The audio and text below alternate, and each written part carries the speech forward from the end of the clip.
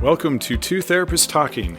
The hope for this podcast is to talk about important issues related to couples and individuals who are struggling in their lives with many different issues. I'm David Thompson, a marriage and family therapist. And I'm Sherie Christensen, marriage and family therapist. Please join us as we explore these issues together, and we hope you will learn and be enlightened along the way. Come find us at twotherapisttalking.com. If you like what you're hearing, please get on and rate us and subscribe to the podcast. Hi, and welcome back to Two Therapists Talking. I'm David. And I'm Sherie. We have been talking recently about couples and communication and what makes healthy relationships. Yeah. And we want to stay on that idea here for this episode. Yeah. And give you more information, more things to do in relationships that make sure they stay healthy and fed and nurtured and taken care of. Yeah, we're going to talk about 3 things that all couples need to make a good relationship work and to be healthy. And so it's kind of a fun little 3 things. 3 things. Everybody listen. I should have an acronym for this, but I haven't thought of one. But this will be good, and this will build off everything that we've been talking about. And I honestly, if I were to personally condense everything for couples down into a very simple formula, we have lots of good John Gottman stuff. We have lots of good things. Yes. But if it was like I had one session with a couple who's struggling, what would be helpful? It would be either this or probably empathy, one or the other. But for couples, I love this. And so let's dive in. Yeah. So the first one, it's going to sound funny because we're going to say these and you're going to think, well, duh. Yeah. So hopefully as we get into a little bit about but that's good. Explaining about some of those things. Yes, if you're Simple. A duh person, then good. You're well on your way to being a healthy person in a relationship. But the first one is being loving. Right? Yeah. And we've definitely talked about being loving before as an important thing that how we need to show up in a relationship, right? Many times. But we have this concept that we need to show up with unconditional love and total acceptance. Yeah. But with boundaries. Right. Because it's kind of, we're learning how to love better, right? And love doesn't mean just whatever. Yeah, you get to do whatever you want. I'm being loving towards you, so whatever you want. No. But it's tough because this is first, you can't expect what you don't give, or at least you probably shouldn't. If you're in a relationship and you want something that you're not giving or not willing to give, you probably need to rethink that. Right. And this idea that, if we're married, then I have an expectation that you just treat me a certain way and you better, no matter what I'm doing or how I'm showing up. That's tough. Right. And so, think of a context like addiction recovery husband, let's say, and a spouse who's struggling with the addiction or with betrayal or deception or dishonesty. Pretty hard for her to hear, number one, in a healthy relationship is be loving. Yes. Because you're hurting. And so that's where the boundaries come in. It doesn't mean you do everything that they want or that every time you talk to them, you're smiling and happy. And no, it doesn't mean that. But it does mean you see them for who they are more than for what they do, especially at a time like that. Right. And you're loving them and you're accepting them, which, by the way, they need desperately. Even when it's so frustrating, when you just discovered something. Yeah. And that's why the with boundaries is a part of that for sure. And we're going to talk more about boundaries. Yes. We'll hold that for later. So number 1, be loving. Give what you want to get. Yes. This unconditional love, this total acceptance, again, can feel really hard when you're in pain. Yeah. Whether that's a betrayal or whether that's just something else. But it's a way of recognizing the whole picture, recognizing the whole individual, right? Being able to see and understand maybe why they showed up in the way that they did. Yeah. And I feel like with for example, this addiction scenario, I feel like a lot of times, and tell me if what your experience is, David, but I feel like a lot of times spouses are either at one end or the other end of this. Yeah. Where they're either so feeling like unconditional love and total acceptance is totally not okay because they did this thing and I'm just in so much pain, so I'm not going to show up at all. Right? Or they're forgetting the with boundaries part. And so they're like, well, it's totally fine. They had, struggles growing up. They had a poor childhood situation. So they lean so far into the other end that they're not setting boundaries. They're not taking care of themselves. Yeah. Yes. So I think this is important because I feel like when we get into topics like these, that we run into many people that are on the opposite sides. Like if we're saying, hey, be definitely unconditional, loving, total acceptance, then we get angry words from people, right? When we're talking in a general setting like this, that will say, hey, it's not appropriate for me to just allow whatever. Like I've been hurt and I need, this or that. And then we get other people, we lean into this space that are on the other side that are just like, oh yeah, you're right. I just need to forgive. And in their mind, forgive means let the person just continue to do whatever. And I just need to figure out how to have like peace and happiness, letting them continue to treat me this way for the rest of my life. Yep. Right. So it's important to recognize that this is a middle ground space. It is not a one extreme space or the other extreme. We want to land in the middle of that where you have that acceptance, that understanding, that love, that awareness of the whole picture and the whole person, and also have some boundaries, which again, we're going to talk about in a minute. There's a balance. Yeah, this is a hard one, and you'll have to think about this. Often there's a sense of they need to be punished or, they need to suffer. And, they do need to suffer. Go back to empathy. We talk about that with empathy. Suffering is important for what it can do for us. But there's often this sort of, two wrongs make a right. And when I find things out about you, now my natural thing is to withhold love and affection, which is so hard for, both of you, but for the person who is struggling to overcome. Connection, really, you've heard this, connection is the opposite of addiction, and it's so hard often to be connecting and want to be close to someone who's in addiction, especially depending on how you found out or what they continue to do. But just keep this in mind, you being loving, unconditional love, total acceptance, is about you more than about them. So these are your values. And if, unfortunately, the relationship does not work in time and leads to maybe divorce, you will feel really good about how you showed up through that process. 100%. And so you are a loving person. Your job is to be loving. But again, with boundaries, which we're going to talk about. But that's not the second. Number one, be loving. Be loving. And Number I think one. The other part of that too, again, we're really leaning into how we're discussing this in terms of a spouse of someone who has an addiction. But I liked what you were saying at the beginning, David, about this concept of that you need to be able to be giving what you're hoping to get, right? And I think we can talk about that also from the space of the addiction side. Yeah. Or from, if we're looking at other types of relationship issues, right?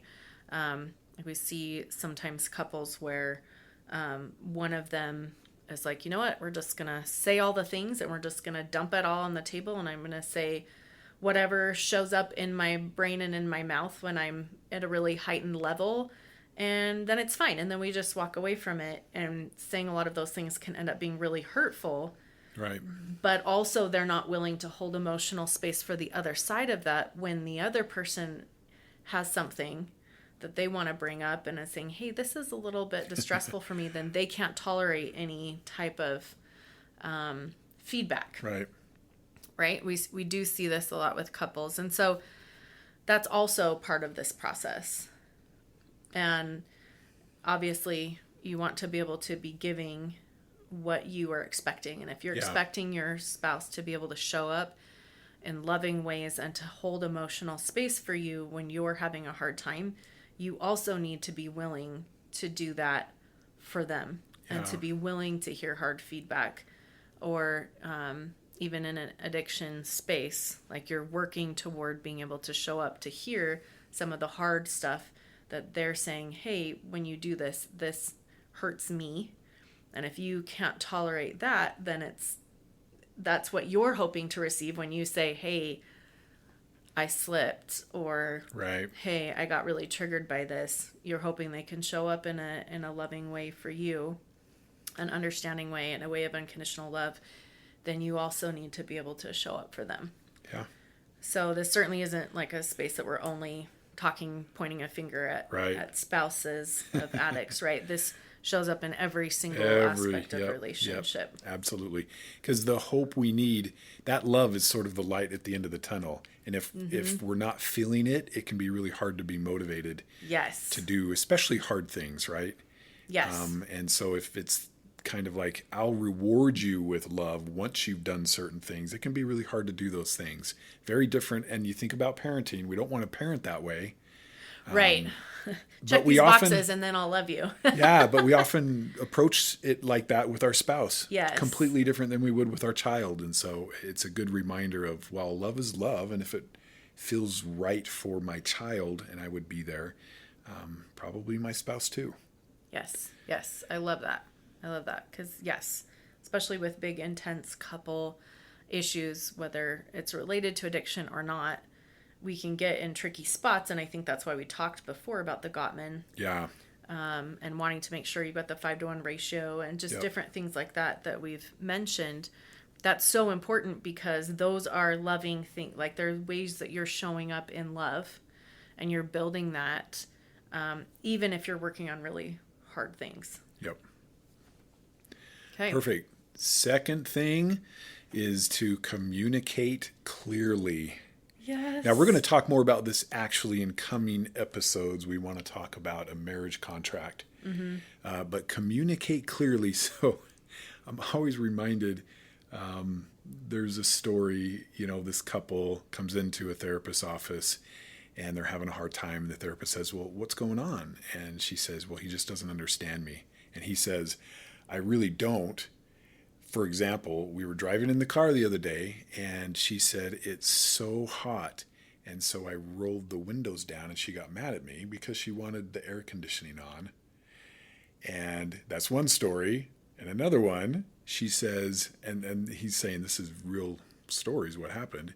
I'm so thirsty. And so I made a beeline home. We were on our way, but I went faster. She was really frustrated because she wanted me to pull over and get a drink.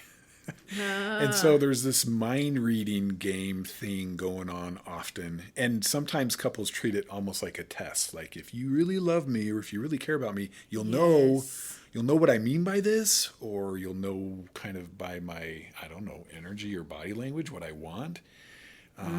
So, I mean, number one issue probably for couples, communication, how to communicate better. Communicate clearly, which, by the way, is what couples who work through recovery and infidelity often do very well, much better than they ever did before, right after the fact. Is like, hey, if I think something, I'm going to share it. If I wonder what you're about or why you did that or what you're thinking, I'm going to ask. And so communicate clearly, not mind reading, not guessing. Almost like being willing to be offensive a little bit because maybe you're missing something that you should know, but you're not going to take any chances. You're just going to say it. Yeah. So communicate clearly what you feel, what you think. Offensive, you mean like go on the proactive side of it. Yeah. Where you're saying like, oh, I think this is what you mean, but I'm going to double check so that I make sure. Right. And I might risk you being frustrated or having to repeat yourself or something, but we're just not going to play any more games around communicating. Yeah. We're going to be very clear. Yes. I think on the flip side of that, right? If you're the one expressing something, being aware of how you're expressing it, right? And not waiting for the other person to say, is this what you mean? Or whatever. But just being more aware of how you're coming across, the language that you're using, to try to be as clear as you can. Yeah. Right? I definitely think it's a nice concept for us as parents and couples and just in relationship to kind of think about our partners and think about how we can please them, right? And how we can show up in a relationship with them. Like the two examples. Like he is working hard to show up in the way that he thought would be useful, right? And sometimes we can really hit the mark and it's fabulous and it really means a lot to the other person, but we don't necessarily want to always... It almost creates an expectation sometimes. Yeah, we don't want to always rely on that space. Right. We want to just be clear. It just makes things a lot easier. So in that scenario, she definitely could have said, I'm really thirsty. Can we stop and get a drink? Can we stop at Swig? Yes. And get the Founder? Yes. It's really good. Right. Whoa. Clearly. I don't know. Are we allowed to say stuff like that on here? Free advertising for them. Free advertising. Yes. Or, he could say, okay, let's hurry home. Or what would you like to do about that? Right. Yep.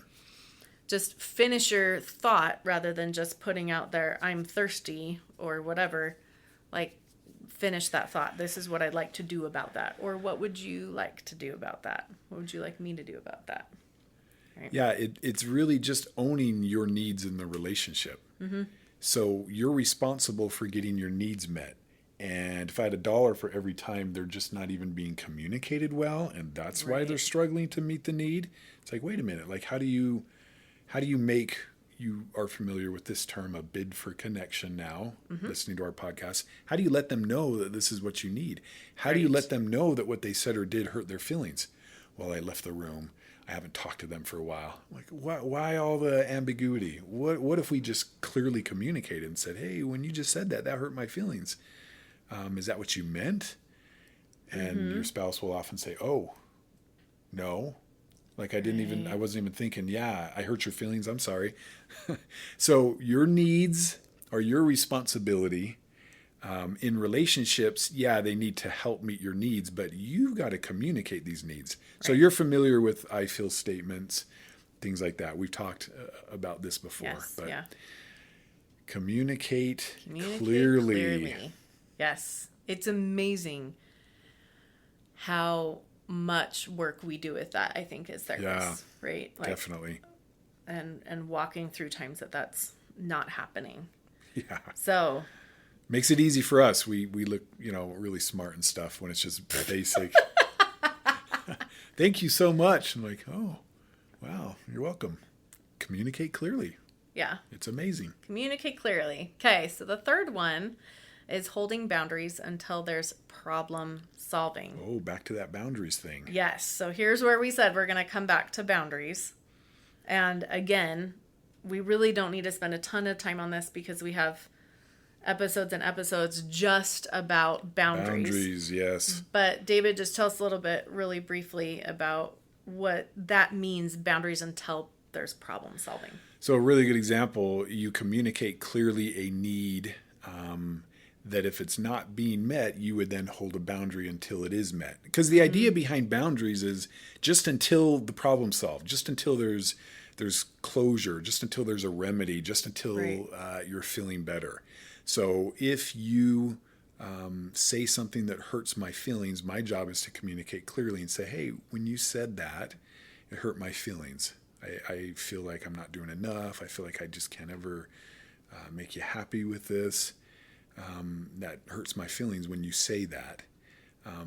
If you continue to use language like that or to say it that way, I'm just going to need to take, some time and space. I might go for a walk. I might, a good boundary is just you're not together because the idea is you want to be. And so if you're not going to be with them, they want to be with you, and that will matter. That will get their attention. That will be meaningful. And it so will maybe, give you a chance to regulate. Right. Downtime is a good one where couples often are together for their downtime. Maybe they watch a show or do something, and maybe you're not going to do something together if there hasn't been problem solving yet. Which, by the way, is often as simple as like an apology. Right. And I'm sorry, I didn't realize, and then you're good. And I tell clients, you've got to move right on from there. Right. Don't hold on to it if that's basically the problem solving. So boundary, done. Yep. You're good. But if you communicate and they're not responding well, then you maintain the boundary. Again, mostly that'll look like just time and space.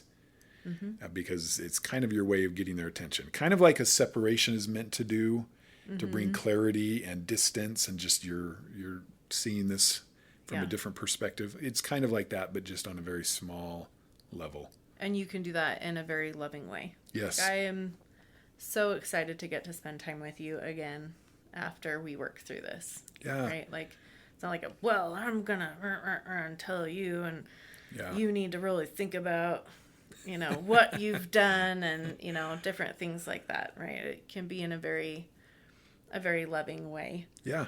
But Needs to be. Communicating, right. And then you can hit number 1 and number 3 simultaneously, right? And that's what that looks like oftentimes is to hold a boundary well is to do it with that love and acceptance of them as a person, not necessarily this behavior that they're doing right now.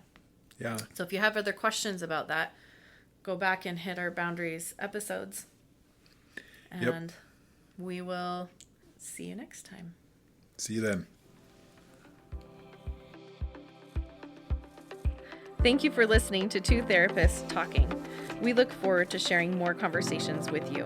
Connect with us at twotherapisttalking.com or email podcast@twotherapisttalking.com. If you like what you're hearing, please get on and rate us and subscribe to the podcast.